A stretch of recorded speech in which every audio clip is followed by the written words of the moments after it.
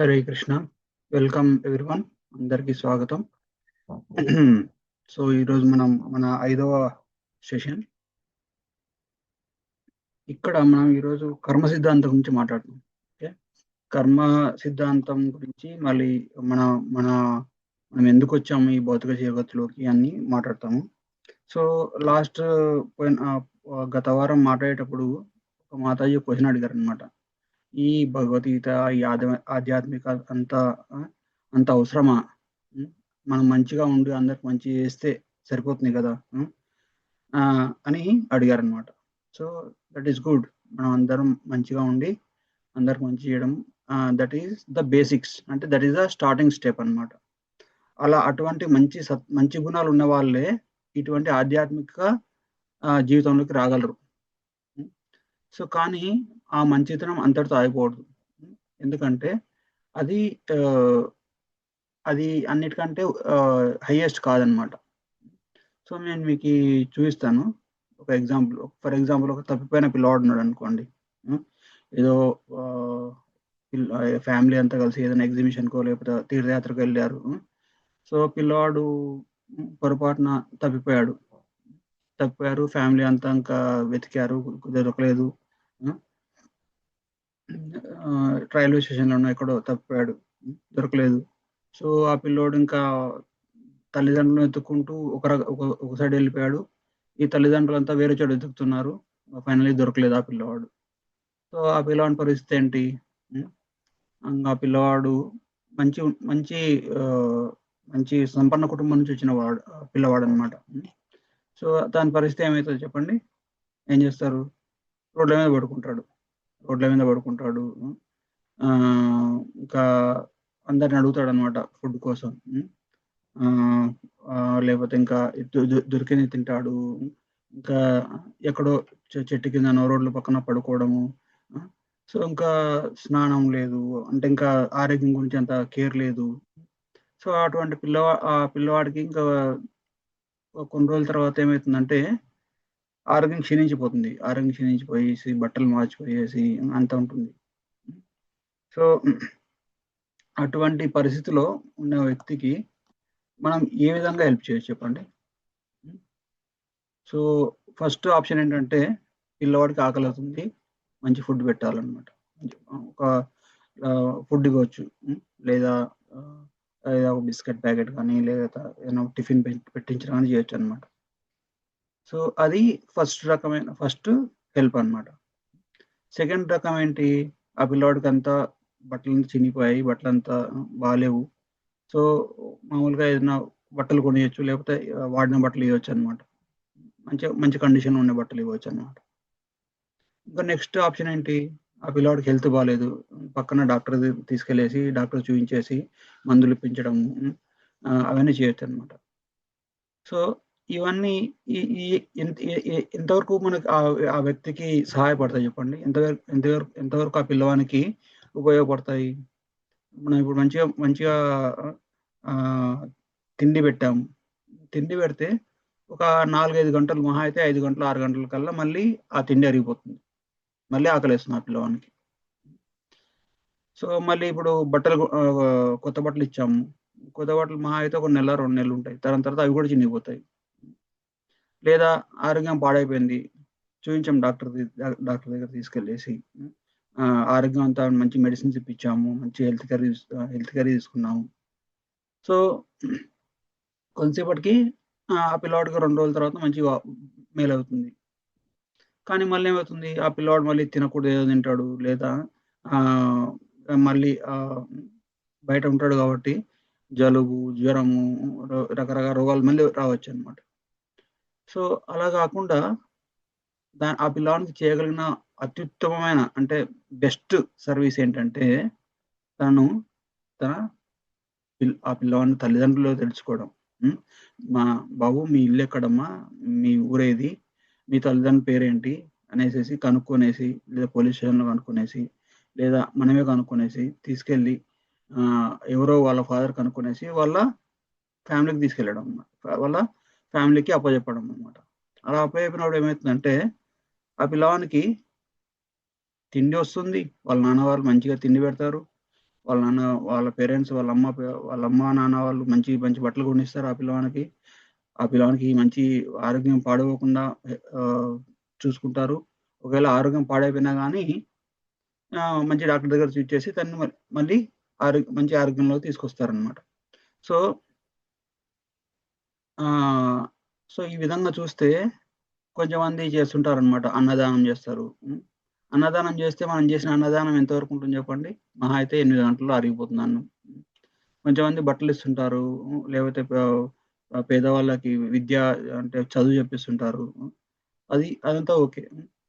And కొంచెమంది health క్యాంపులు పెట్టేసేసి health care చేస్తారనమాట. హ్మ్. సో, నేను చెప్తున్నానంటే అవన్నీ కూడా చేయాలి. అవన్నీ మంచిదే. కానీ అవి మాత్రమే ఒక వ్యక్తికి శాశ్వతమైన సంతోషాన్నివ్వవు. హ్మ్. సో, ఒక వ్యక్తికి శాశ్వతమైన సంతోషాన్నివ్వాలంటే తన ఇల్లు ఏది? తన పర్మనెంట్ ప్లేస్ ఏది? హ్మ్. అని తనకు నచ్చజెప్పి తన సొంత అంటే ఒక పర్మనెంట్ ప్లేస్ ఆఫ్ హ్యాపీనెస్ అంటే ఒక శాశ్వతంగా సంతోషంగా ఉండే ప్లేస్‌కి తనను పంపించాలనమాట. సో, మనకుండే పరిస్థితి ప్రకారం ఏంటంటే, మనకిప్పుడు మనకు తెలీదనమాట. మనకు శాశ్వతంగా ఉండే ప్లేస్ మనకి తెలీదు. అటువంటి ప్లేస్ ఉంటదని గూడా తెలీదనమాట. మనం ఎట్లా అలవాటు పడిపోయామంటే, జ రోగాలు, కష్టాలు, మోసాలు, ద్రోహాలు అవన్నీ జరిగినప్పుడు లోకమంతా ఇదే. ఇంతకంటే మంచి జీవితమే లేదు. మన జీవితమే ఇట్లా ఉంటుంది. అంతా ఇంకా ఇది లోకం తీరు అనుకుంటామనమాట. సో, కానీ భగవద్గీతలో ఏమంటారంటే, కృష్ణుడు ఏమంటాడంటే, ఇది కాదు అసలైన జీవితం. అందుకే భగవద్గీతలో ఈ 5 అంశాల గురించి మాట్లాడుతున్నాం మనం. ఫస్ట్ ఏంటి ఈశ్వర, తర్వాత ఆత్మ, తర్వాత ప్రకృతి, తర్వాత కాలము, తర్వాత కర్మ. సో, ఈ ఈ ఈ ఈరోజు డిస్కషన్‌లో మనం కర్మ గురించి, ప్రకృతి గురించి మాట్లాడతాం అన్నమాట. ఓకే.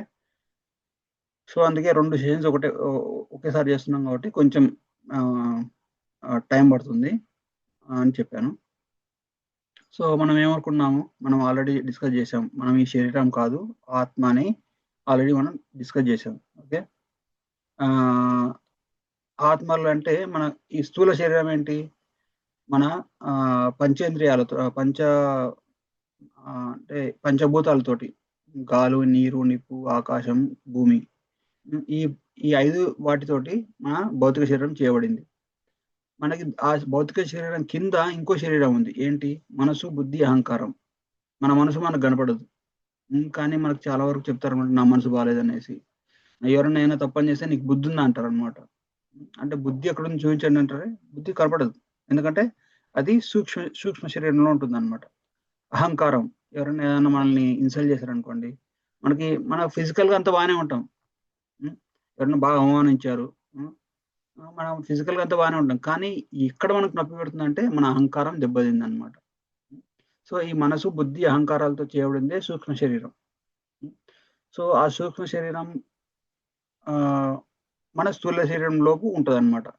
ఆ సూక్ష్మ శరీరంలోపు ఇంకో వ్యక్తి ఉంటారు. ఎవరంటే తను ఆత్మ. ఎందుకంటే మనం ఎగ్జాంపుల్ చెప్పాం గదా!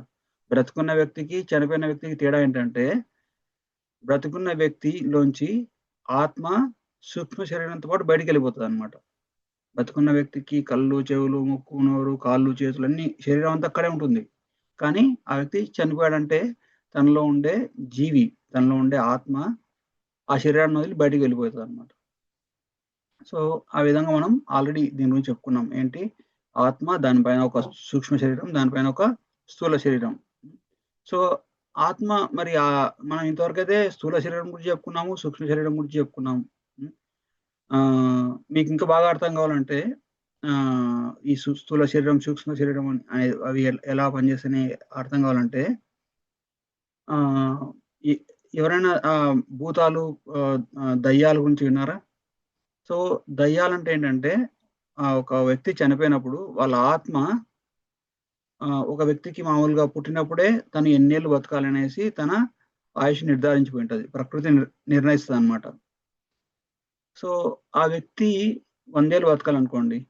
లేదు ఇంకా 100 ఏళ్ళు బతకాల్సిన వ్యక్తి ఆహ్, తను 40 ఏళ్ళకే ఏదో గొడవలు పడో లేదా ఏదో డిప్రెషన్‌కి గురయ్యేసి ఆత్మహత్య చేసుకున్నాడు. లేకపోతే చంపబడ్డాడు.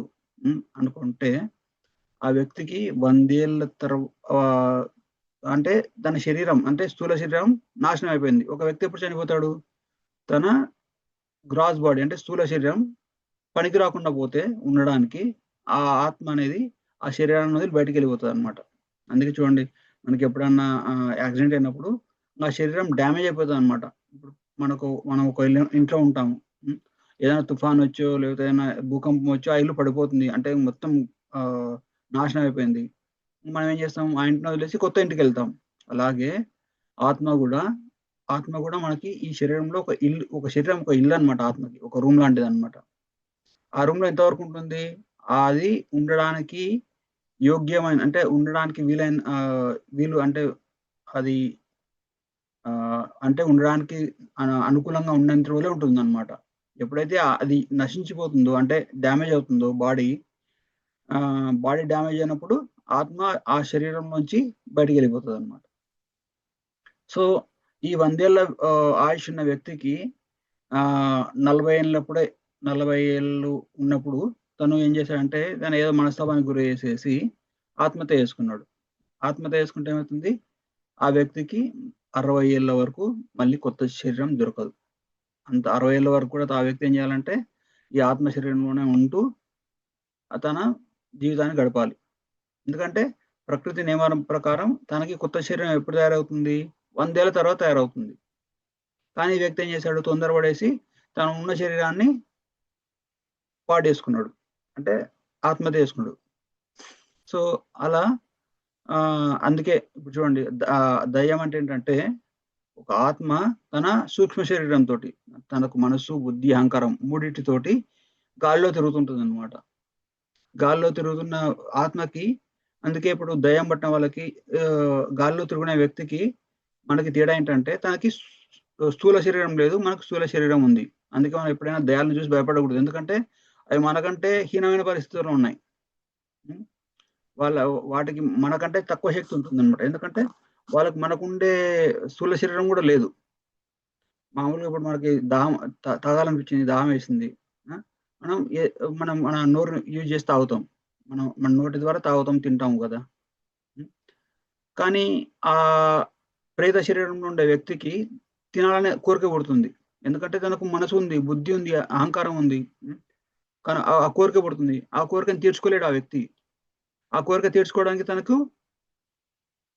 శరీరం గావాలి. అందుకే ఏం చేస్తాడంటే ఎవరైనా డిప్రెషన్‌లో ఉండి, బాగా లోన్‌లీగా ఉండి, బాగా ఆహ్, అంటే మామూలుగా ఇప్పుడు ఎవరైనా ఇప్పుడు గుండాలనుకోండి. ఎవరైనా ముసలి వాళ్ళు, వీక్‌గా ఉండేవాళ్ళు, వాళ్ళ ఇంటికెళ్ళేసేసి ఆ వ్యక్తికి తను పోరాడే శక్తి లేదని గ్రహించినప్పుడు, ఈ రౌడీలు వెళ్ళేసి ఆ ఇంటిని కబ్జా చేస్తారు. హ్మ్.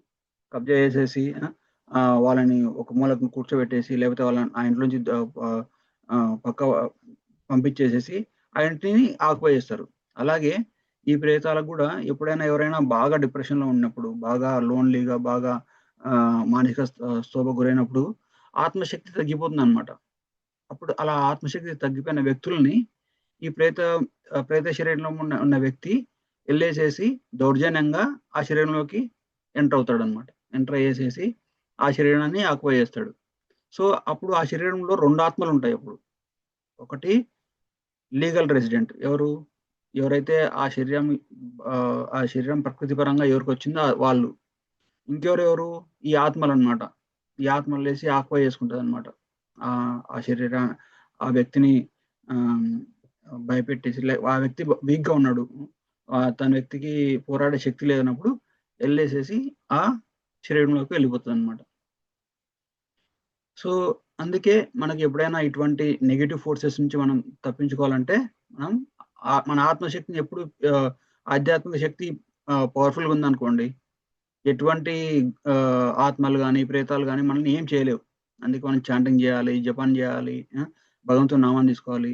ఎప్పుడైనా మనకి ఏదైనా భయమేస్తే వెంటనే భగవంతుని నామాన్ని తీసుకుంటే అన్ని రకాల మానసిక ఆహ్, ఆహ్, ఆహ్, ఆహ్, డెఫిషియన్సీ అంటే డిప్రెషన్స్ నుంచి గాని, లేకపోతే మానసిక రోగాల నుంచి గాని మనం విముక్తి పొందొచ్చనమాట. సో, అలా ఆహ్, అది ఒక ఆత్మ యొక్క కాన్సెప్ట్ అన్నమాట. సో మనం ఈ ఆత్మ గురించి చెప్తున్నాం కదా, మరి ఆత్మ యొక్క లక్షణాలు ఏంటంటే అది సత్ చిత్ ఆనందం. మన మన స్థూల శరీరం యొక్క లక్షణాలు ఏంటి? అది ఐదు ఐదు రకాల ఎలిమెంట్స్ తో చేయబడి ఉంటుంది. ఏంటి? భూమి, నీరు, గాలి, ఆకాశం. దాంతో మన సూక్ష్మ శరీరం యొక్క లక్షణాలు ఏంటి? మనసు, బుద్ధి, అహంకారంతో చేయబడి ఉంటుంది.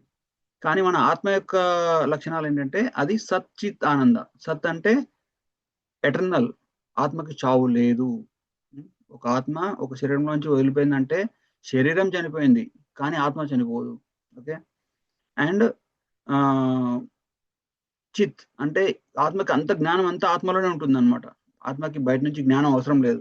ఏమంటే ఆత్మ యొక్క శక్తిని మన ఈ సూక్ష్మ స్థూల శరీరాలు కవర్ చేసేస్తాయి.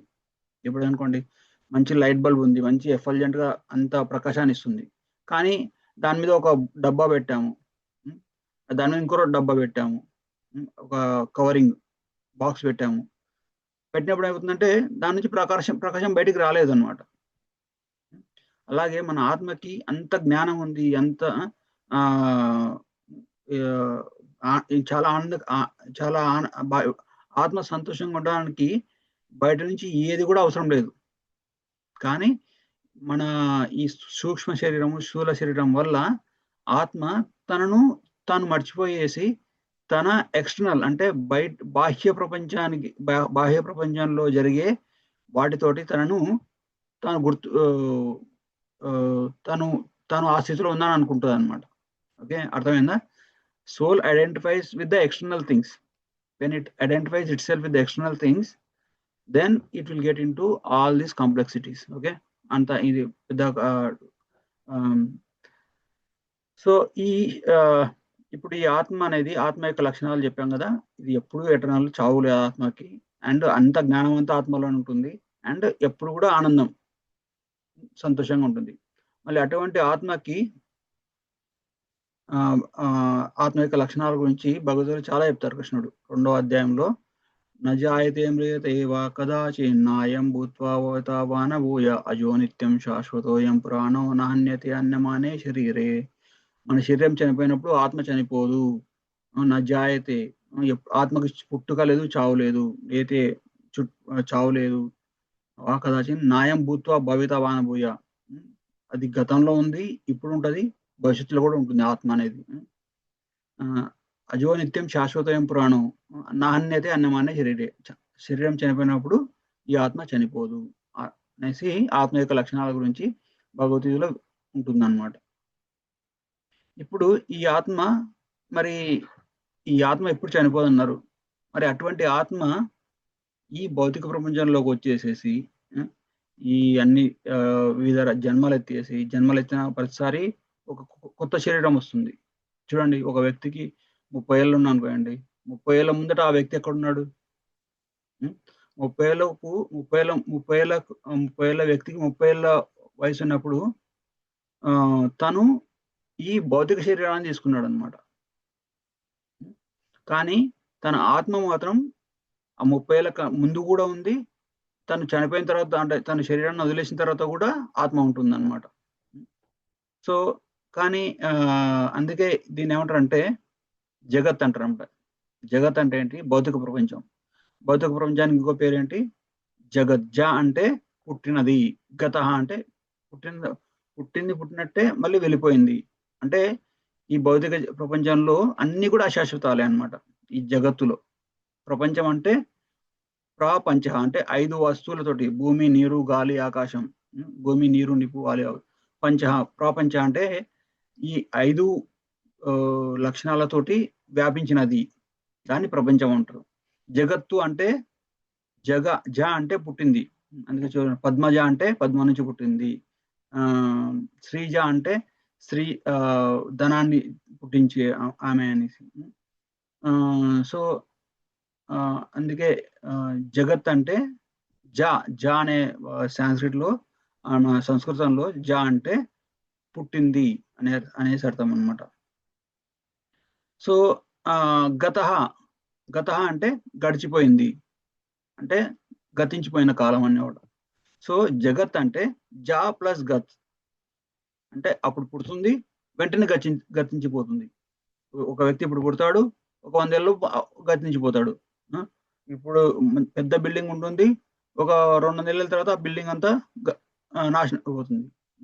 అందుకే కృష్ణుడు భగవద్గీతలో ఏమంటారంటే మాముపేతతు పునర్జన దుఃఖాలయం అశాశ్వతం. ఈ ఈ ఈ ఈ ప్రపంచం అనేది దుఃఖాలయం, అంటే అన్ని రకాల దుఃఖాలతో నిండి ఉంది. మరి అశాశ్వతం, ఏది కూడా శాశ్వతం కాదు, ఏది కూడా శాశ్వతం కాదు ఈ ప్రపంచంలో. ఇంగ్లీష్ లో ఒక ఒక ఒక ఒక మంచి సేయింగ్ ఉందన్నమాట. ఏంటంటే change is the only changeless thing in this world అంటారు అనమాట. అంటే ప్రతిది కూడా ప్రతి క్షణం కూడా మారుతూనే ఉంటుంది. మనం చూసామనుకోండి, ఒక చిన్న పిల్లవాడిని చూసాము, ఒక 2 ఏళ్ల తర్వాత వెళ్తే ఆ పిల్లోడు పెద్దగా అయిపోతాడు. మళ్ళీ ఇంకో 10 ఏళ్ల తర్వాత చూస్తే ఆ పిల్లోడు ఒక మనిషిలాగా తయారవుతాడు. ఒక 100 ఏళ్ల తర్వాత చూస్తే ఆ పిల్లోడు ఉండడు, వదిలేసి వెళ్ళిపోతాడు అనమాట. సో అలా ఈ జగత్తులో అంతా కూడా, ఈ భౌతిక ప్రపంచంలో అన్ని కూడా అప్పుడు పుడతాయి, వెంటనే పుట్టుకతోటే చావు కూడా పుడుతుంది. ఒక ఒక ఒక జీవి పుట్టాడంటే, ఒక శరీరం తీసుకున్నాడంటే ఆ పుట్టుకతోటే తన చావు కూడా పుట్టేస్తుంది అనమాట. ఒక అందరి తల మీద ఒక టైమర్ ఉంటుంది అనమాట. టక్ టక్ టక్ టక్ ఎవ్రీ మినిట్ అయిపోతుంటుంది అనమాట. సో అలా పుట్టుకతోటే చావు కూడా ఉంటుంది. దాన్నే జగత్ అంటారు అనమాట, ఈ భౌతిక జగత్తులో.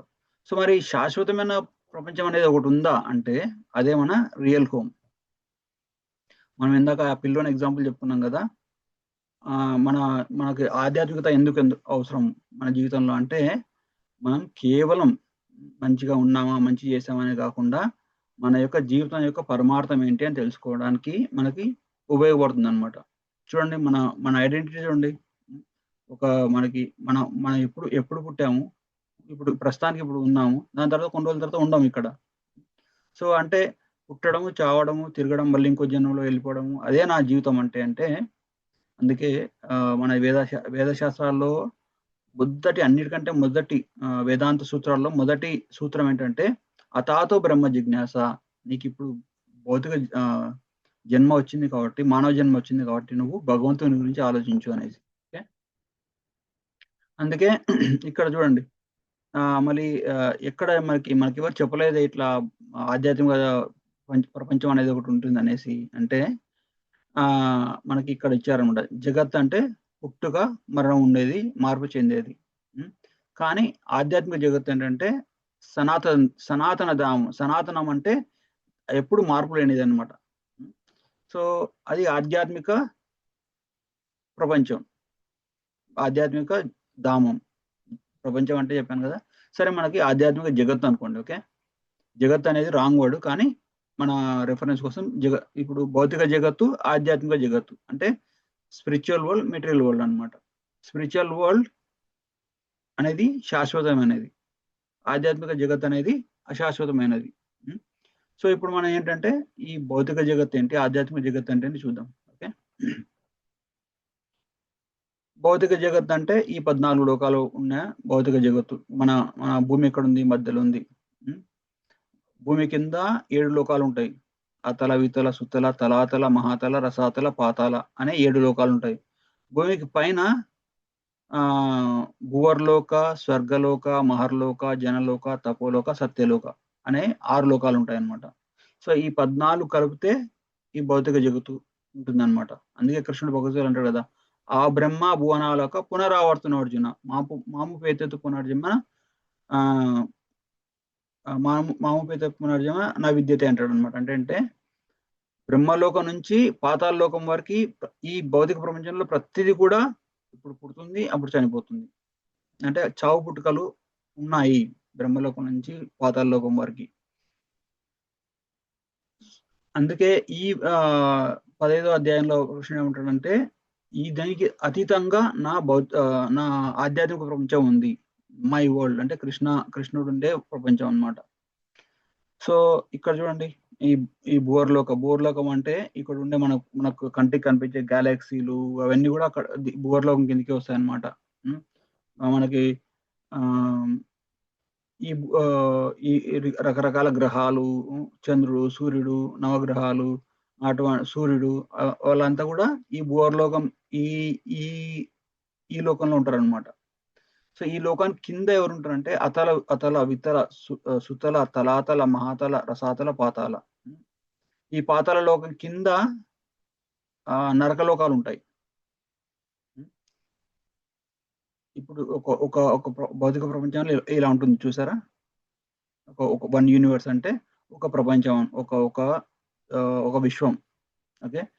ఒక విశ్వంలో అన్నిటికంటే కింద మహావిష్ణు ఉంటాడు. మహావిష్ణువు యొక్క నాభిలోంచి వచ్చే కమలం నుంచి బ్రహ్మదేవుడు జన్మిస్తాడనమాట. సో ఆ బ్రహ్మదేవునికి మహావిష్ణువు యొక్క నాభికి మధ్యలో ఉండే ఈ లోకాలన్నీ ఉంటాయన్నమాట. అంటే అన్నిటికంటే కింద, అంటే అన్నిటికంటే బేస్, అన్నిటిని సపోర్ట్ చేసేవారంటే మహావిష్ణువు అనమాట. సో ఈ ఈ ఆధ్యాత్మిక ప్రపంచం గురించి మళ్ళీ చెప్పుకుందాము. ఈరోజు కర్మ సిద్ధాంతం కాబట్టి. సో మనం ఈ భౌతిక జగత్తుకి ఎవరు ఇన్ఛార్జ్ అంటే దుర్గాదేవి. ఇక్కడ చూసారా, పక్కన దుర్గాదేవి ఉంది కదా, ఆమె. ఎందుకంటే మనకి కృష్ణుడు ఏమంటాడు? మమై వాంశో జీవలోక జీవభూత సనాతన. అంటే ఈ జీవులందరూ కూడా నా అంశాలే అంటాడు అనమాట. మరి దుర్గాదేవి ఎవరు? కృష్ణుడు మనమంతా కృష్ణ అంశలం అయితే దుర్గాదేవి ఎవరు అంటే ఒక ఆత్మగా మనమంతా కృష్ణ అంశలం. కానీ మనకందరికి ఈ భౌతిక శరీరాలు ఎవరు ఇస్తారంటే దుర్గాదేవి ఇస్తారనమాట. సో అంటే ఈ భౌతిక ప్రపంచానికి అంతా, అందుకే ఈ భౌతిక ప్రపంచంలోంచి బయటికి వెళ్ళడం చాలా కష్టం. అందుకే దీన్ని దుర్గం అంటారు అనమాట. అందుకే దీనికి ఇన్ఛార్జ్ ఎవరు? దుర్గాదేవి. సో ఈ భౌతిక ప్రపంచంలో కొంచెం చిన్న ఆధ్యాత్మిక సెంటర్లు కూడా ఉంటాయి అన్నమాట. ఎట్లా అంటే ఇప్పుడు అమెరికాలో ఇండియన్ ఎంబసీ ఉంది కదా. ఇప్పుడు ఇండియాలో వాళ్ళకి ఇండియన్ పాస్పోర్ట్ కావాలి. ఇండియాకి వెళ్ళవసరం లేదు, ఇండియన్ ఎంబసీకి వెళ్తే వాళ్ళు ఇండియన్ పాస్పోర్ట్ ఇస్తారు. అంటే ఇండియన్ ఎంబసీ ఉండే ప్రాంతం అది ఇండియాతో సమానం. అలాగే ఈ భౌతిక ప్రపంచంలో ఒక స్పిరిచువల్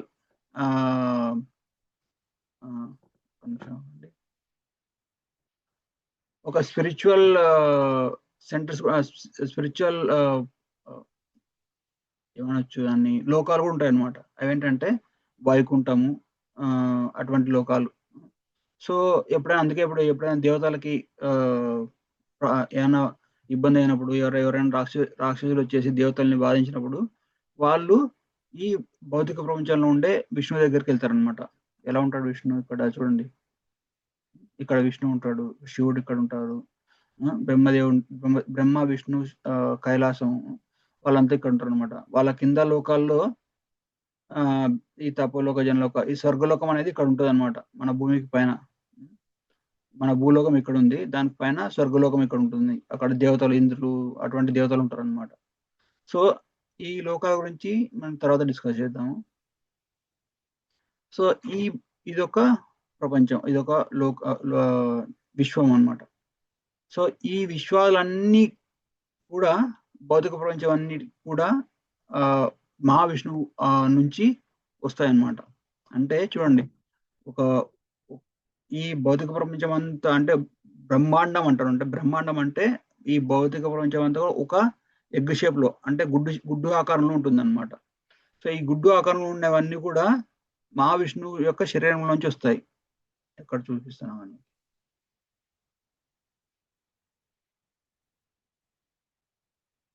ఇదిగోండి ఇక్కడ మహావిష్ణువుడు కదా.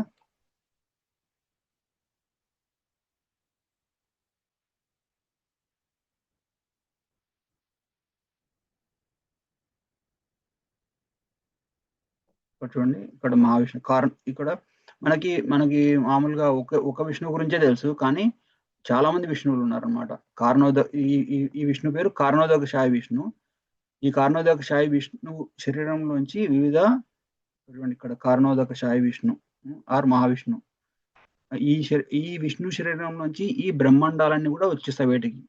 ఈ బ్రహ్మాండాలన్నీ ఒక బ్రహ్మాండం వచ్చిన తర్వాత, ఒక అండం వచ్చిన తర్వాత, ఆ అండంలోకి మళ్ళీ తను గర్భోదకశాయి విష్ణు రూపంలో ఎంటర్ అవుతాడు అనమాట. ఆ గర్భోదకశాయి విష్ణునే మన ఇక్కడ గర్భోదకశాయి విష్ణు ఉన్నారు కదా, తను గర్భోదకశాయి విష్ణు అనమాట.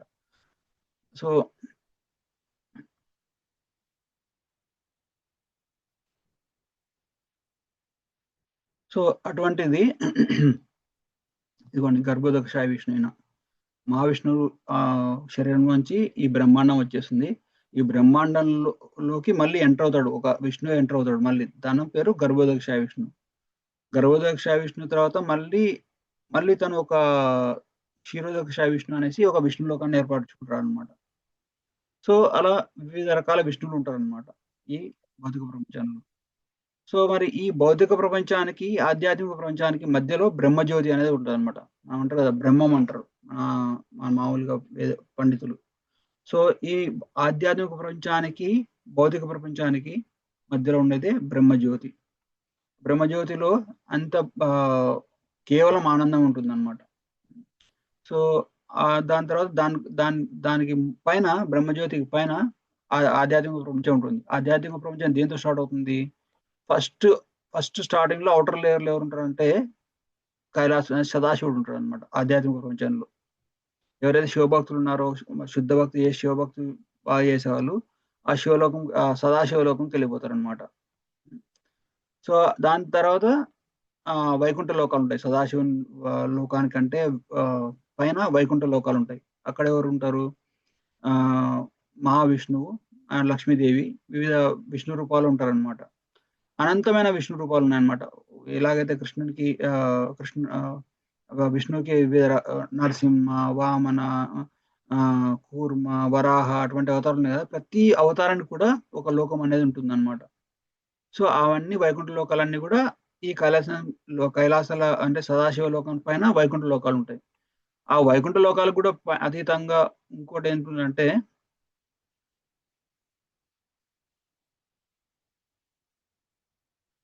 మరి ఎక్కువైపోతుందనుకుంటా. ఈ వైకుంఠ లోకాల కంటే కూడా పైన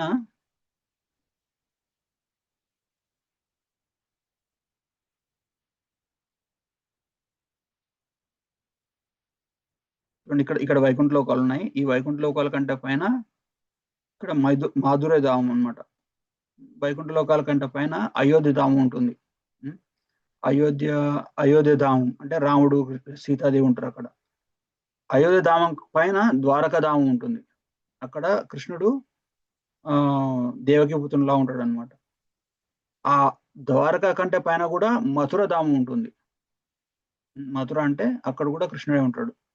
కానీ వాటికంటే అన్నిటికంటే ఇంకా టాప్ ఏంటంటే గోలోక బృందావనం అని ఉంటారనమాట. అక్కడ ఎవరుంటారంటే కృష్ణుడు, రాధారాణి, గోపికలు, గోపబాలురు వాళ్ళతో పాటు ఉంటారనమాట. అంటే కృష్ణుడు గోలోక బృందావనంలో ఉండేది అన్నిటికంటే హైయెస్ట్ ప్లానెట్. అక్కడి నుంచి ఆహ్, కొంచెం తగ్గితే మథుర, కొంచెం తగ్గితే ద్వారక, కొంచెం తగ్గితే ఆహ్, అయోధ్య, కొంచెం కిందికొస్తే అయోధ్యలో ఎవరుంటారు? సీతాదేవి, రాముడు ఉంటారనమాట. దానికంటే కొంచెం కిందికొస్తే మనకి లక్ష్మీనారాయణులు ఉంటారనమాట. లక్ష్మీనారాయణ వైకుంఠ లోకాలుంటాయి. వైకుంఠ లోకానికంటే కూడా కొంచెం కిందికొస్తే సదాశివలోకం అంటే అంటే శివుడు ఉంటాడనమాట. సో, అలా అది ఆధ్యాత్మిక ప్రపంచం అన్నమాట. ఎవరైతే ఈ స్పిరిచ్యువల్ వరల్డ్ ఈ ఆధ్యాత్మిక ప్రపంచంలోకెళ్తారో వాళ్ళకి ఆహ్, ఈ జన్మ, మృత్యు, జర, వ్యాధి అటువంటి పరిస్థితిలో ఉండరనమాట. సో, కానీ మరి ఎందుకు ఈ గోలోక బృందావనం అన్నిటికంటే హైయెస్ట్ అంటే అక్కడ కృష్ణుడు చాలా ఇంటిమేట్‌గా ఉంటాడనమాట. ఇప్పుడు చూడండి వైకుంఠ లోకాల్లో ఆహ్, మామూలుగా ఇప్పుడు ఆహ్, ఒక భక్తునికి భగవంతునికి రిలేషన్ ఎలా ఉంటదంటే వెరీ ఫార్మల్‌గా ఉంటదనమాట. తన భక్తులు భగవంతుని పట్ల ప్రేమ, అనురాగాలు చూపిస్తూ భక్తి చేస్తారు. కానీ అంత ఇంటిమేట్ కాడనమాట. అంటే అంత ఇప్పుడు మన విష్ణువు వాళ్ళ భక్తులతోటి చేయిలో చేసుకొని నడవడనమాట. హ్మ్. దానికంటే కొంచెం ఇంటిమసీ ఎక్కడుంటుంది వైకుంఠ లోకాల కంటే? ఇప్పుడు సదాశివ లోకం తీసుకోండి. సదాశివ లోకంలో శివుడు చాలా చాలా వరకు కూడా తపస్సులో ఉంటాడు. తపస్సులో ఉండి చాలా ఫార్మల్‌గా ఉంటుంది. ఆఫ్‌కోర్స్ ఆధ్యాత్మిక ప్రపంచంలో అన్ని రకాల కోరికలు కూడా మనం నెరవేరుస్తారు. హ్మ్. కొన్ని కొన్ని సార్లు నాట్యం చేశారు. అవంతా కూడా ఉంటున్నాయి. కానీ దానికంటే ఇంటిమేట్‌గా ఎక్కడుంటారంటే వైకుంఠ లోకంలో ఉంటారన్నమాట. దానికంటే ఇంటిమేట్ అంటే భగవంతుడు మనకి ఎక్కువ రెసిప్రోకస్ చేయడం. భగవంతుడితో మనకి వివిధ రకాల సంబంధాలు కలిగి ఉండడం. అవన్నీ కూడా దాన్ని బట్టి మన గోలోక బృందావనంలో కృష్ణుడు తన ఫ్రెండ్స్‌తో ఆడుకోవడము, తన ఫ్రెండ్స్‌తో టచ్ చేయడము, తన ఫ్రెండ్స్‌తో డాన్స్ చేయడము, గోపికలతో డాన్స్ చేయడము, గోపికలు, గోపాలతో కలిసి తినడము. ఆ! అవన్నీ కూడా గోలోక బృందావనంలో చాలా ఇంటిమేట్‌గా ఉంటారనమాట. అందుకే కృష్ణావతారం ఏంటంటే పరిపూర్ణ అవతారం మనం. అంటే మనకి ఏది కావాలన్నా భగవంతుడు మనకి అవైలబుల్ ఉంటాడనమాట. నీకో స్టోరీ గుర్తుందా? ఒకసారి రాముడు దండకారణ్యంలో సీతాదేవితో పాటు వెళ్తున్నాడనమాట. అయితే రాముడిని చూసేసి చాలామంది ఋషులేమన్నారంటే, రామా మాకు గూడా ఒక నీతో సాంగత్యం చేయాలనుంది.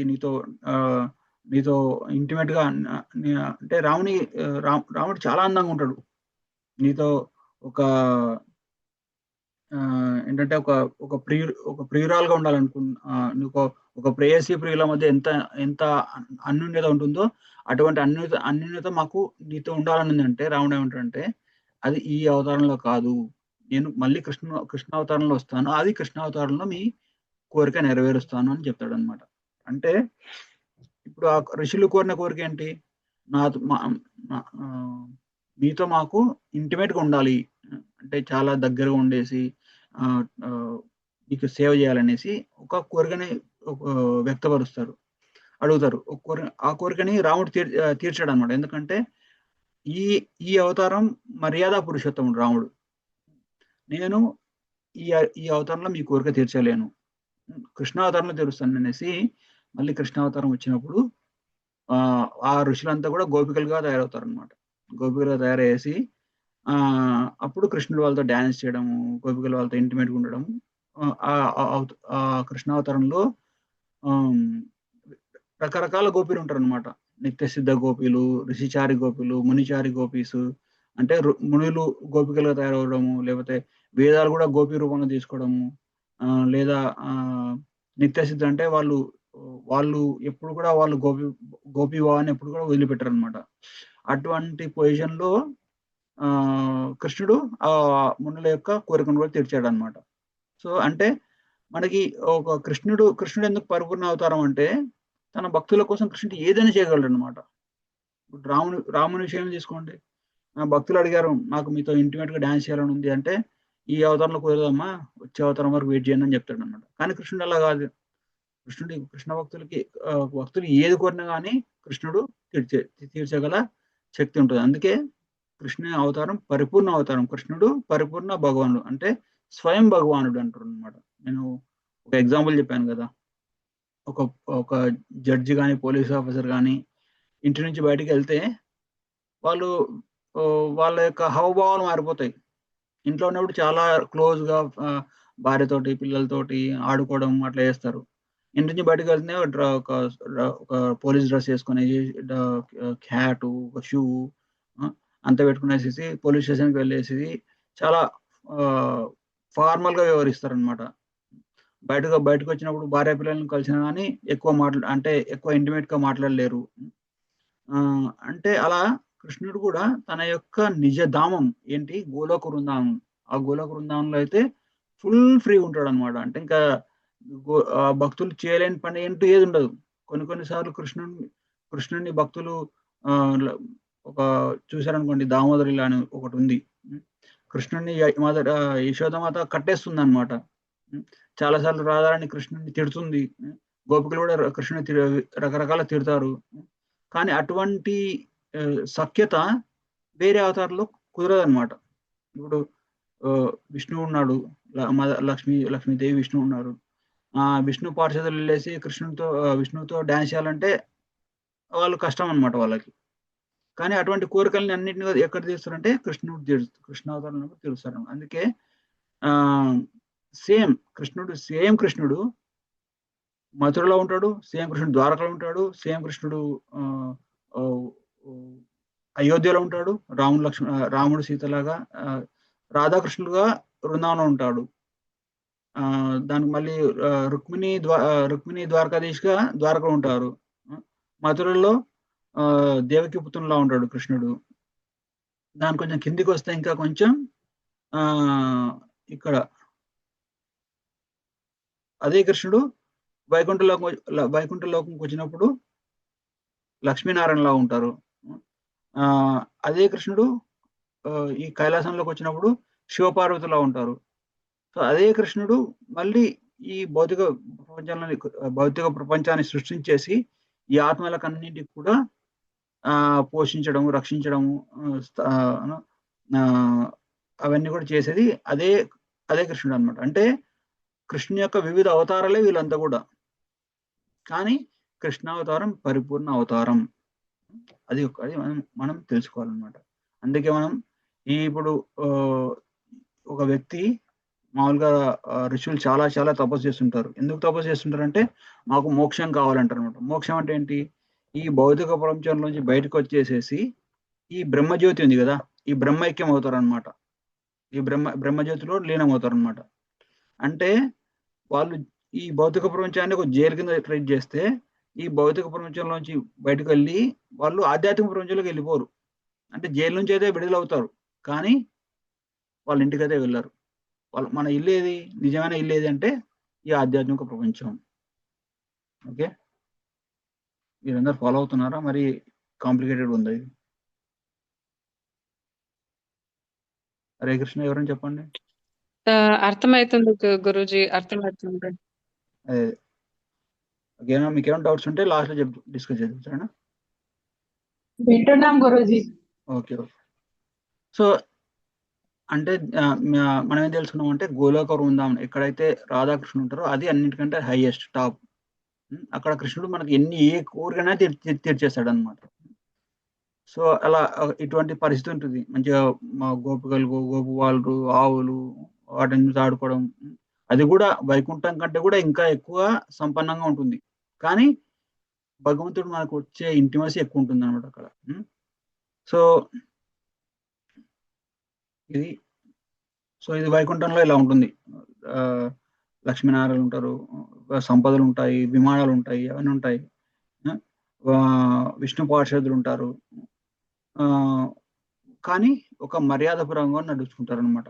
ఇప్పుడు చూడండి, మనం తిరుపతి టెంపుల్కి వెళ్ళామనుకోండి, భగవంతుని దగ్గరికి వెళ్ళేసి ఇట్లా సీరియస్గా మొక్కుకొనేసేసి వెళ్తారనమాట. కానీ మామూలుగా కానీ కృష్ణ టెంపుల్ గారు అనుకోండి. చెప్పండి అమ్మా. ఇప్పుడు మీరు ఈ విష్ణుమూర్తికి చాలా అవతారాలు అని చెప్పారు కదా, అంటే దశావతారాలు అని చెప్తారు కదా. దశావతారాలు కాదు, చాలా అవతారాలు ఉన్నాయి. దశావతారాలు మనకు తెలిసినవి అంతే. దశావతారాలు మెయిన్. ఈ కృష్ణుడు ఎన్నో అవతారానికి చెందిన అతను? అదే చెప్తున్నా, మీకు అర్థమైందా? కూడా కృష్ణుడే స్వయం అర్థం కాలేదు. మీది జూమ్ కట్ అవుతా ఉంది, మధ్య మధ్యలో కట్ అవుతుంది. అదే ఇంటర్నెట్ కనెక్షన్ కొంచెం అన్స్టేబుల్ గా ఉంది. మామూలుగా మన పురాణాల ప్రకారం ఏంటంటే కృష్ణుడు ఒక్కటే కృష్ణుడు ఉన్నాడు. ఒకటే కృష్ణుడు నుంచి అనంతమైన విష్ణువులు వచ్చేస్తారు అనమాట. సో మీకు చూపించాను కదా ఇక్కడ. ఇదంతా మన పద్మ పురాణం ప్రకారం లేదా వివిధ రకాల బ్రహ్మ సంహితల ప్రకారం ఈ మన యొక్క క్రియేషన్ అన్నమాట. మామూలుగా మనకి ఏం చెప్పారు? కృష్ణుడు అనేవాడు విష్ణువు యొక్క 8వ అవతారము అని చెప్పారు కదా. 9వ అవతారమా, ఎన్నో అవతారం? 8వ అవతారం అని చెప్పారు. సో కానీ అది ఎవరికి? మామూలుగా శ్రీ సాంప్రదాయాలు అంటే మామూలుగా సౌత్ ఇండియాలో బాలాజీ టెంపుల్ వాళ్ళు చెప్పారన్నమాట. ఎందుకంటే ఇప్పుడు మనకి భగవంతుని ఏ రూపంలో కొలిచే వాళ్ళకి ఆ రూపంలో వాళ్ళని హైయెస్ట్ గా చూపించడం ఇష్టం అనమాట. కానీ యాక్చువల్ ప్రకారం ఏంటంటే కృష్ణుడు విష్ణుగా ఎక్స్పాండ్ అయ్యాడు. ఆ ఎక్స్పాండ్ అయిన అవతారం నుంచి మళ్ళీ కృష్ణుడుగా అవతారం ఇచ్చాడు అనమాట. అర్థమైందా? ఇది ఆధ్యాత్మిక అంటే ఇంకొక క్వశ్చన్ అయ్య గారు, గురుజీ. ఇప్పుడు బెంగళూరు ఇస్కాన్ టెంపుల్ ఉంది కదా గురుజీ, అక్కడ మనం ఎంటర్ అవుతోటే లక్ష్మీ నరసింహస్వామి ఉంటారు, తర్వాత బాలాజీ వెంకటేశ్వర స్వామి ఉంటారు, తర్వాత కృష్ణుడు ఉంటారు, అంటే రాధాకృష్ణుడు. అంటే ఇవన్నీ మనకు విష్ణుమూర్తి అవతారాలే కదా. విష్ణుమూర్తి అవతారాలే. ఫస్ట్ లక్ష్మీనరసింహ స్వామి, తర్వాత ఇక్కడ చూడండి, ఇది మీకు చూస్తే అర్థమవుతుంది. చూడండి, ఇక్కడ చూడండి, ఈ ఇమేజ్ చూసారా? చూసాను. చూడండి ఇక్కడ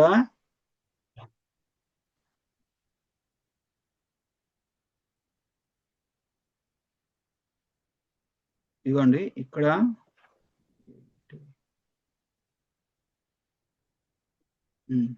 ఇప్పుడు చూసింది దగ్గర జూమ్ చేసి చూస్తాను మీకు ఇంతవరకు ఓకే ఇంతక నుంచి అదే కనబడుతుంది కనబడుతుంది గురుజీ ఇక్కడ రాధాకృష్ణ ఉండేది గోలోక వృందావనం అంటారు అనమాట. సో దానికి ఒక కొంచెం దాని నుంచి అందరు విష్ణువులు అంటే ఇప్పుడు ఈ బ్రహ్మజ్యోతి అనేది కదా, కృష్ణుడు భగవద్గీత చెప్తారు బ్రహ్మణోహం ప్రతిష్టానం అంటే ఈ బ్రహ్మజ్యోతికి నేనే ఆధారం అంటాడు అనమాట. అంటే కృష్ణుని యొక్క శరీరం నుంచి వచ్చే కాంతే బ్రహ్మజ్యోతి అనమాట. సో అక్కడ నుంచి ఈ బ్రహ్మజ్యోతి అనేది బయటకు వచ్చేస్తుంది. సో ఇక్కడ గోలోక వృందావనంలో రాధాకృష్ణులు ఉంటారు. రాధాకృష్ణులు అలాగే ఇంకా ఇక్కడ చైతన్య మహాప్రభు కూడా ఉంటాడు అనమాట గోలోక వృందావనం. ఎందుకంటే చైతన్య మహాప్రభు డైరెక్ట్ గా స్వయంగా కృష్ణుని అవతారమే. ఓకే, సో కృష్ణుడు స్వయం భగవానుడు మాతాజీ, అది గుర్తుపెట్టుకోండి. భగవంతునికి నేను చెప్పాను కదా, ఒక పోలీస్ ఆఫీసర్ కి ఒక ఒక లేకపోతే ఒక సినిమా యాక్టర్ ఒక ఎన్టీ రామారావు ఉన్నాడు అనుకోండి. ఎన్టీ రామారావు ఒక సినిమాలో కృష్ణుగా వేషం వేస్తాడు, ఇంకో సినిమాలో రామునిగా వేషం వేస్తాడు, ఇంకో సినిమాలో శివునిగా వేషం వేస్తాడు. కానీ ఎన్టీ రామారావు యొక్క నిజ స్వరూపం ఏంటి? తన ఇంటికి వచ్చినప్పుడు వాళ్ళ ఫ్యామిలీతో ఎలా ఉన్నాడు, అది తన నిజ స్వరూపం అది కదా. అర్థమైందా? సో ఒక యాక్టర్ వివిధ రకాల వేషాలు వేస్తాడు, కానీ తన యొక్క రియల్ ఐడెంటిటీ ఏంటంటే తన ఇంటికి వచ్చినప్పుడు వాళ్ళ ఫ్యామిలీతో ఎలా ఉన్నాడు, ఇంటికి వచ్చినప్పుడు వాళ్ళ భార్యతో పిల్లలతోటి ఉండే రియల్ ఐడెంటిటీ, అది తను నిజమైన వ్యక్తి. అలాగే భగవంతుడు కూడా ఈ భౌతిక ప్రపంచాన్ని సృష్టించడానికి, ఈ ఆధ్యాత్మిక ప్రపంచాన్ని భౌతిక ప్రపంచాన్ని మెయింటైన్ చేయడానికి రకరకాల అవతారాలు తీసుకుంటాడు. ఇంటర్నెట్ ఏమవుతుంది?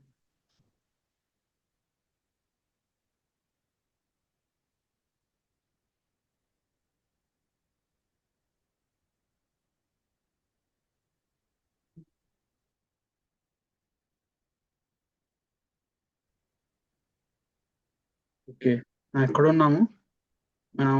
ఇక్కడ డిస్కస్ చేస్తున్నాం కదా, ఇది గోలోక వృందావనం. గోలోక వృందావనం నుంచి వివిధ ఎక్స్పెన్సెస్ అనమాట కిందికి. అంటే గోలోక వృందావనం టాపు, ఎందుకంటే అక్కడ భగవంతుడు మొత్తం అంటే ఫుల్ పూర్ణ భగవంతుడు అనమాట. అంటే ఇంకా తన భక్తులకు ఏ లిమిటేషన్స్ ఉండవు అనమాట. అన్ని కోరికలు నెరవేర్చగలడు. వాళ్ళకి డ్యాన్స్ చేయాలంటే వాళ్ళతో డ్యాన్స్ చేస్తాడు, లేదా వాళ్ళతో పాటలు పాడతాడు, వాళ్ళతో ఒక చాలా ఇంటిమేట్ ఉంటాడు అనమాట. చెప్పాను కదా, గోపికలు తిట్టేవారు కృష్ణుడిని. కృష్ణుడి మీద గోప వాళ్ళు ఉంటారు కదా, కృష్ణుడి మీద ఎక్కుతారు అనమాట. ఎక్కేసి కృష్ణ నన్ను అక్కడ తీసుకెళ్ళంటే కృష్ణుడు వాళ్ళని మోసుకుంటూ తీసుకెళ్తాడు అనమాట. సో అటువంటి ఇంటిమసీ మామూలుగా మనం విని ఉంటాం కదా, ఒక ఋషులు యోగులు కానీ చాలా చాలా కఠోరంగా తపస్సు చేస్తే భగవంతుడు ప్రత్యక్షం అయ్యేసేసి ఒక్క నిమిషం కనపడేసి అంతర్ధానం అయిపోతాడు అనమాట. అంటే భగవంతుని ఒక్క నిమిషం చూడాలంటే మనం భౌతిక ప్రపంచంలో చాలా చాలా ఏళ్ళు కష్టపడి తపస్సు చేయాలన్నమాట. ఇప్పుడు ధ్రువ మహారాజు కానీ, అటువంటి ప్రహ్లాద్ మహారాజు కానీ, అటువంటి భక్తులు వాళ్ళ కోసం భగవంతుడు వస్తాడు ఈ భౌతిక ప్రపంచంలోకి వచ్చి వాళ్ళ అప్పుడు అక్కడ ఉండే సిచ్యువేషన్ ని బట్టి వాళ్ళకి వరాలు ఇవ్వడమో, లేకపోతే వాళ్ళని బాధించే దుష్టుని సంహరించడమో చేస్తుంటాడు అనమాట. కానీ గోలోక వృందావనంలో మాత్రం భగవంతుడు ఎప్పుడు ఉంటాడు అనమాట. ఎలా అంటే మీ పక్కింటి వాళ్ళు మీతో ఎలా ఉంటారో, మనం మామూలుగా మన టెంపుల్, ఈ లోకల్ టెంపుల్కి వెళ్ళేసి అక్కడ వెళ్ళేసి భగవంతుని ఎప్పుడు వెళ్ళినా చూడవచ్చు భగవంతుడిని. అట్లుంటాడు అనమాట గోలోక వృందావనంలో స్వయంగా భగవంతుడు. ఆ భగవంతుని యొక్క ఇంకో స్వరూపమే ఈ శ్రీ విగ్రహం అనమాట. గుళ్ళో ఉంటుంది కదా శ్రీ విగ్రహం, అంటే భగవంతుని యొక్క విగ్రహం. అంతటి కృప అనమాట భగవంతునికి భక్తుల పట్ల. ఈ భౌతిక ప్రపంచంలో భగవంతుని యొక్క శ్రీ విగ్రహాలే మనకి భగవంతుని యొక్క స్వరూపాలను. సో ఇక్కడ అందుకే భగవంతుని యొక్క లీలలకి, భగవంతుని యొక్క గుణాలకి, భగవంతుని యొక్క నామానికి భేదం లేదు. అందుకే మనం భగవంతుని నామాన్ని హరే కృష్ణ కృష్ణ కృష్ణ హరే హరే, హరే రామ రామ రామ హరే హరే. హరే అంటే ఎవరంటే రాధారాణి, కృష్ణ అంటే కృష్ణుడు, హరే కృష్ణ అంటే ఓ రాధారాణి, కృష్ణుని యొక్క రాధారాణి. హరే కృష్ణ కృష్ణ కృష్ణ హరే హరే.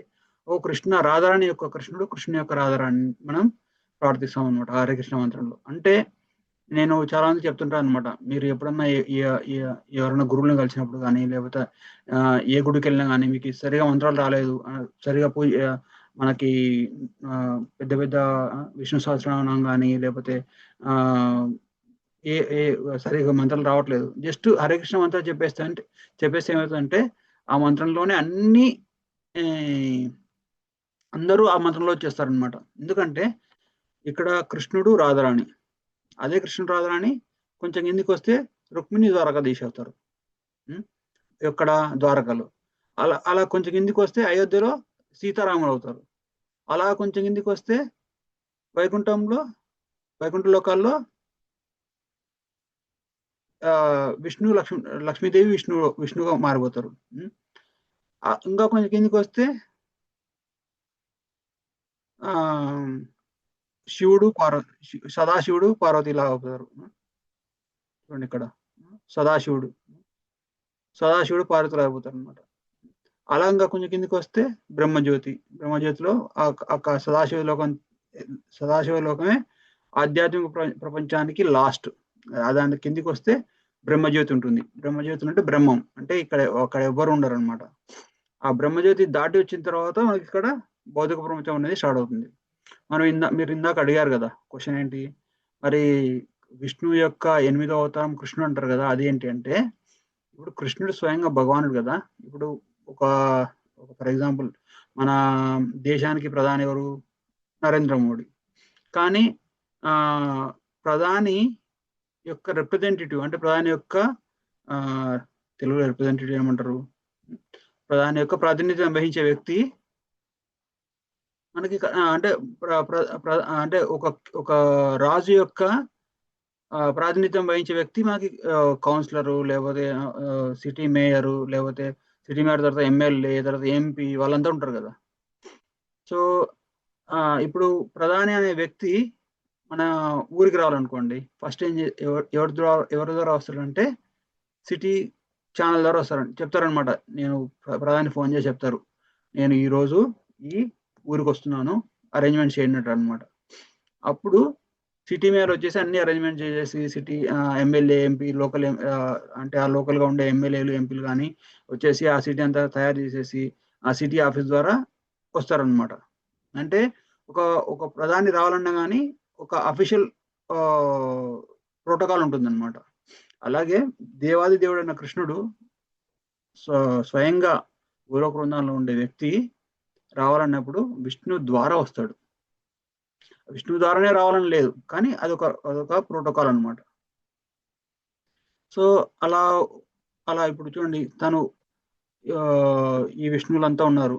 కర్ణోదక్ష విష్ణు, గర్భోదక్ష విష్ణు, క్షీరోదక్ష విష్ణు అని రకరకాల విష్ణువులు ఉన్నారు. కానీ వాటికి అన్నిటికీ మూలం ఎవరంటే కృష్ణుడు. కృష్ణస్తు భగవాన్ స్వయం. అందుకే బ్రహ్మ సంహితలో బ్రహ్మదేవుడు ప్రార్థించాడు అనమాట, ఈశ్వర పరమ కృష్ణ సచ్చిదానంద విగ్రహ ఆదిర్ గోవింద.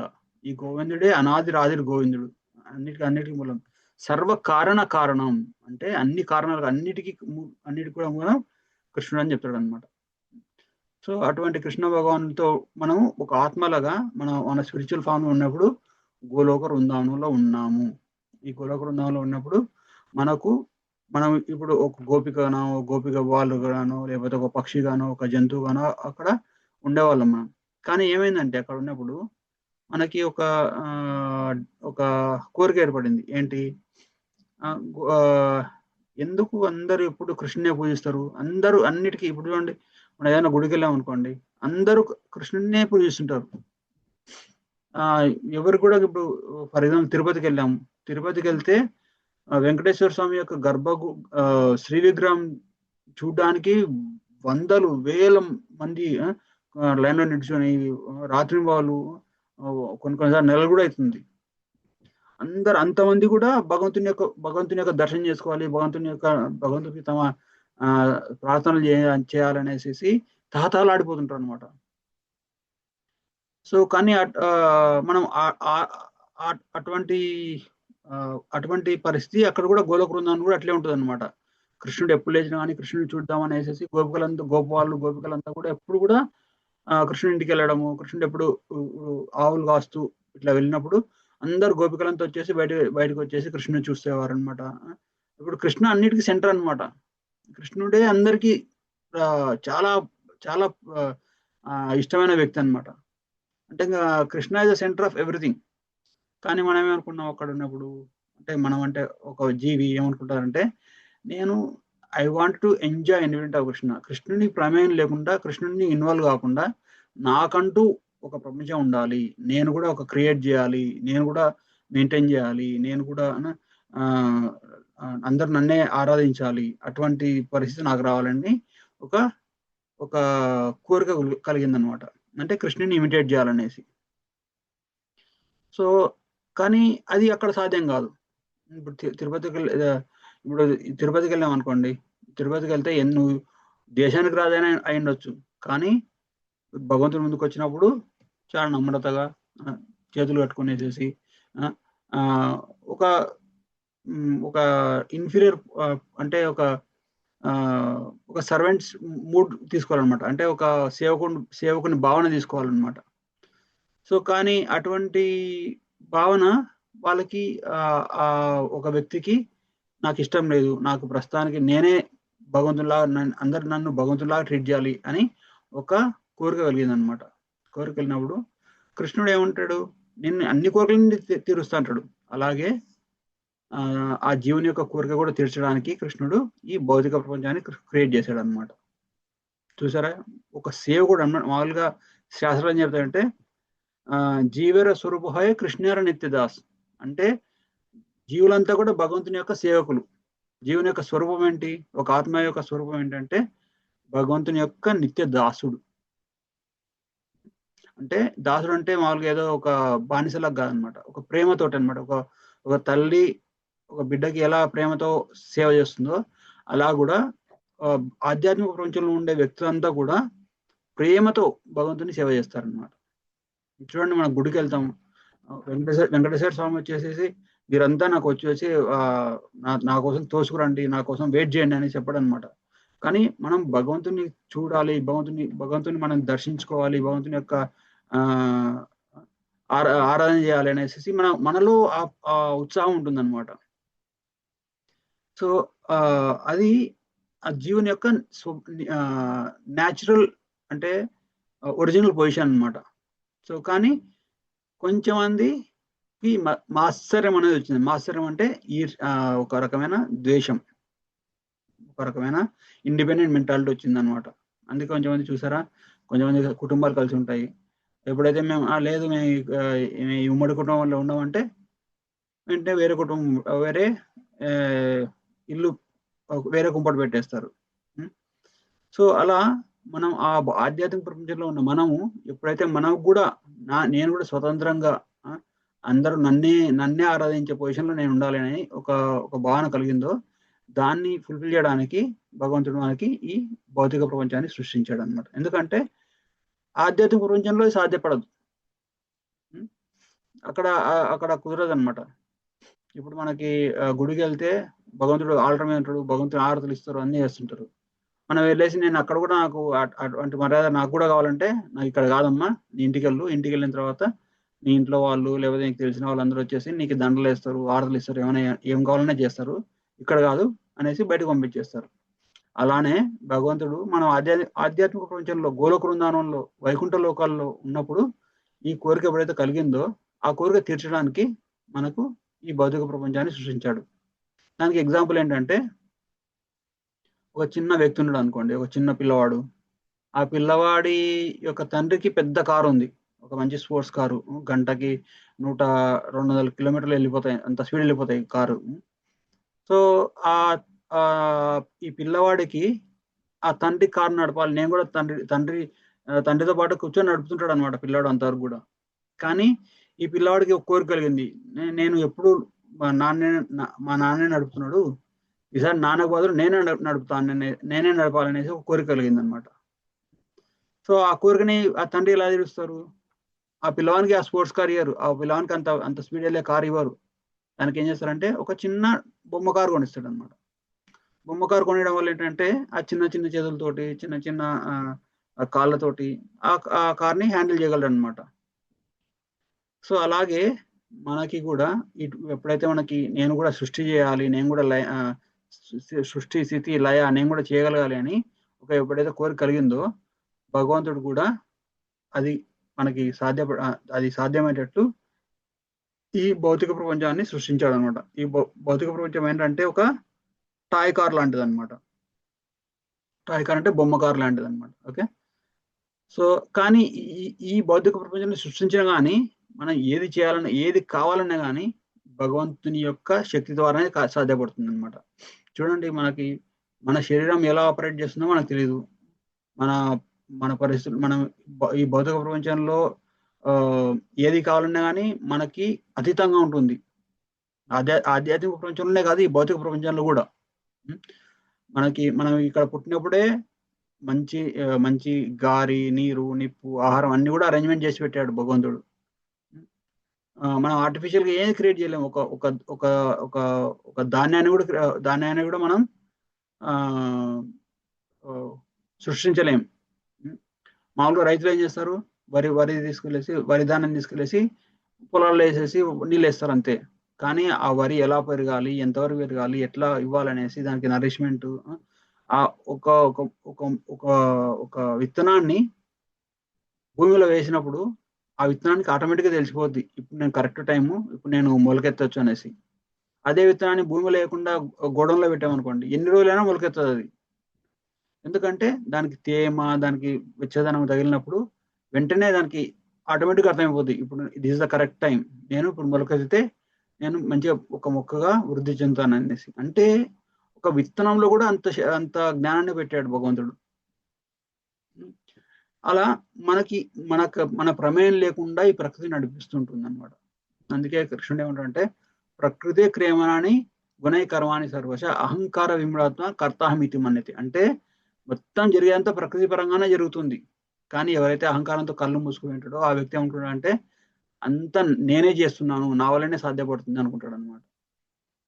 ఎలా అంటే ఇప్పుడు ఇక్కడ చూడండి, ఈ పిక్చర్ చూడండి.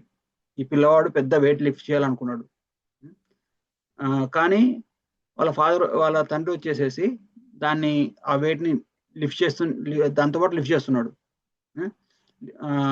లిఫ్ట్ చేయడం వల్ల ఏంటంటే ఆ పిల్లవానికి ఒక సెన్స్ ఆఫ్ లైక్ నేను ఎత్తాను అనేసి ఒక భావన కలుగుతుంది. కానీ ఎత్తింది ఎవరు? యాక్చువల్లీ వాళ్ళ తండ్రి. అలాగే మనం చేసే ప్రతి పనిలో కూడా భగవంతుని యొక్క ప్రమేయం ఉంటుంది. ప్రతి పని ఏదైనా ఫలప్రదం కావాలంటే భగవంతుని యొక్క అనుగుణంగా కావాలి. So hand of God is everywhere at every moment at every point of time. భగవంతుని యొక్క ఆశీర్వాదం ప్రతి నిమిషం కూడా మనకి ఉంటుందన్నమాట.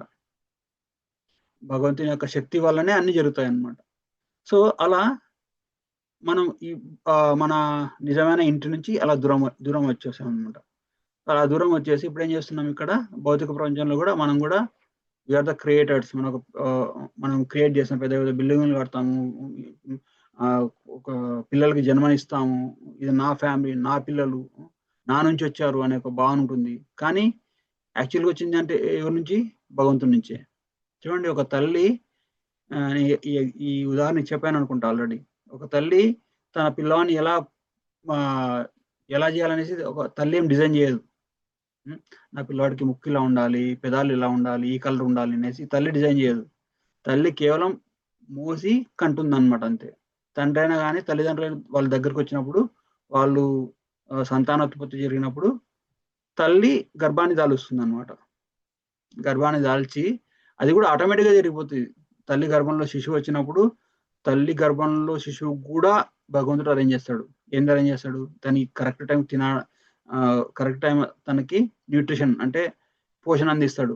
ఆ పోషణ తల్లి పేగు నుంచి పోషణ అందించేసి ఆ పిండం పెరిగి పెద్దగా అయి జన్మ తీసుకుంటుంది. జన్మ తీసుకున్న తర్వాత కూడా జన్మ తీసుకున్న వెంటనే తల్లికి పాలు వస్తాయి. ఆ పిల్లవాడు చిన్నగా ఉన్నప్పుడు ఘన పదార్థం తినలేరు, అందుకనేసి తల్లికి వెంటనే పాలు వస్తాయి. ఇప్పుడు మామూలుగా మనుషుల్లోనే కాదు, ఏ జంతువులైనా కానీ, ఏదైనా ఆవు కానీ, లేకపోతే గేదె కానీ, లేకపోతే మామూలుగా కుక్కలు కానీ పిల్లులు కానీ ఏవైనా కానీ పుట్టిన వెంటనే తల్లి జీవికి పాలు వస్తాయి. పాలు వచ్చి ఆ ఆ పిల్లలు పెద్దగా అయ్యేంత వరకు కూడా ఆ పాలతోనే పిల్లల్ని పెద్ద చేస్తుంది. అటువంటి అరేంజ్మెంట్ ఎవరు పెట్టారు? భగవంతుడే పెట్టాడు. అంటే ప్రతి విషయంలో ప్రతి దాంట్లో కూడా మనకు భగవంతుని ప్రమేయం కావాలి. భగవంతుని ప్రమేయం లేకుండా ఏది కూడా కుదరదు. మనం మామూలుగా ఆర్టిఫిషియల్గా కొన్ని చేయొచ్చు, కానీ దాన్ని కూడా ఆర్టిఫిషియల్గా చేయడానికి కూడా మనకు భగవంతుని యొక్క శక్తి కావాలి. భగవంతుని నుంచి వచ్చే ఇంటెలిజెన్స్ భగవంతుని నుంచే రావాలి. సో ఈ భౌతిక ప్రపంచాన్ని అలా నడిపిస్తున్నాడు భగవంతుడు. సో ఈ భౌతిక ప్రపంచంలో వచ్చిన తర్వాత మనం ఏం చేస్తామంటే, ఈ భౌతిక ప్రపంచం ఎటువంటిదంటే, ఒక ఫ్యామిలీ ఒక బీచ్కి వెళ్ళారు అనుకోండి. బీచ్కి వెళ్ళినప్పుడు ఒక తల్లి తండ్రి పిల్లలతో వెళ్ళారు. ఆ పిల్లలు అక్కడికి వెళ్ళిన తర్వాత ఇసుక గుళ్ళు కడతారు. ఇసుక గుళ్ళు కట్టేసేసి ఇసుకతోటి మంచి పెద్ద పెద్ద పెద్ద కోటలు కట్టేస్తారు. కోటలు కట్టేసి ఇంకా పిల్లలకి ఎట్లుంటుందంటే, ఈ కోట నేనే కట్టాను, అన్నిటికంటే నాదే పెద్దది, అన్నిటికంటే నాదే మంచిగా ఉంది అనేసి ఒక రకమైన ఒక సాటిస్ఫాక్షన్ ఉంటుంది అనమాట. ఒక రకమైన డూవర్షిప్ మెంటాలిటీ అంటారు అనమాట. సో దాన్ని ఎంజాయ్ చేసి ఉంటారు అనమాట. కానీ ఆ పిల్లలు అక్కడ వాళ్ళు కట్టిన కోటల్లో ఆ పిల్లలు ఉండలేరు. వాళ్ళు కట్టిన కట్టడాలు ఉండలేరు అనమాట. వాళ్ళు కొంతసేపు అది ఎంజాయ్మెంట్ చేస్తారు, మళ్ళీ తిరిగి ఇంటికి వచ్చేస్తారు అనమాట. ఇంటికి వచ్చేస్తే వాళ్ళకి కరెక్ట్గా ఉండడానికి మంచి ఇల్లు, మంచిగా ఉండడానికి మంచి తినడానికి మంచి తిండి, అవన్నీ కూడా ఇంట్లోనే దొరుకుతాయి అన్నమాట. అలాగే మనం కూడా మన యొక్క కోరిక తీర్చుకోవడానికి ఈ భౌతిక ప్రపంచంలోకి వచ్చాం. ఏం కోరిక? నేను కూడా సృష్టికర్త అవ్వాలి, నేను కూడా స్థితికారకుడు అవ్వాలి, నేను కూడా క్రియేషన్ మెయింటెనెన్స్ అండ్ డిస్ట్రక్షన్ నేను కూడా చేయగలగాలి భగవంతునిలాగా అనే ఒక కోరికని తీర్చుకోవడానికి మనం ఇక్కడికి వచ్చాం. ఇక్కడికి వచ్చేసేసి మన కర్మానుగుణంగా వివిధ రకాల శరీరాలు తీసుకుంటున్నాం. ఒకసారి దేవతలుగా ఉంటాము, ఒకసారి జంతువులుగా ఉంటాము, ఒకసారి మానవులుగా ఉంటాము, ఒకసారి పక్షుల్లో ఉంటాము. రకరకాల జన్మలు తీసుకుంటాం అనమాట. సో ఈ వారానికి ఇక్కడ ఆపేద్దాము. మీకు మళ్ళీ వచ్చే వారం ఇదే టాపిక్ కంటిన్యూ చేద్దాము. ఎందుకంటే ఇది ఇప్పటికే చాలా పెద్దగా అయిపోయింది అనుకుంటా, నాకు తెలిసి కదా. మీకు ఏమైనా క్వశ్చన్స్ ఉంటే అడగండి, నేను ట్రై చేస్తాను ఆన్సర్ చేయడానికి. హరే కృష్ణ.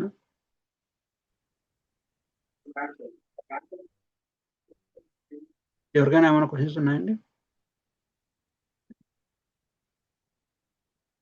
ఏం లేవు గురూజీ. సరే, వచ్చే వారం ఇంకా ఇక్కడ నుంచి కర్మ సిద్ధాంతం ఇంకా స్టార్ట్ కాలేదు. వచ్చే వారం నుంచి కర్మ సిద్ధాంతంలోకి వెళ్దాం. Hare Krishna. Thank you. Hare Krishna Prabhuji. Okay Guruji.